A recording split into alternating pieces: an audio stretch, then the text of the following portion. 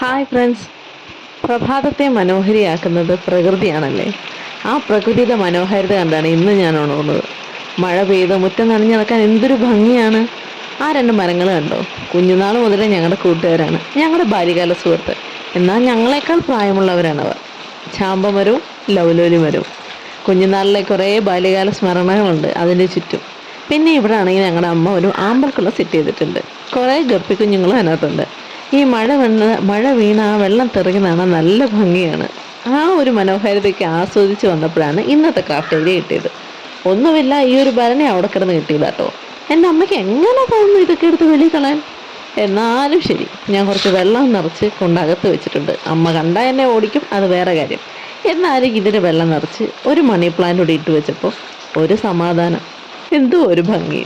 അപ്പോൾ ഇതിന് ഭംഗിയുണ്ടോ ഇല്ലയെന്ന് നിങ്ങൾ പറയണം. ഇഷ്ടപ്പെട്ടാൽ സബ്സ്ക്രിപ്ഷൻ്റെ കാര്യം മറക്കരുത്, കമൻറ്റിൻ്റെ കാര്യം ഒരിക്കലും മറക്കരുത്. Okay, bye.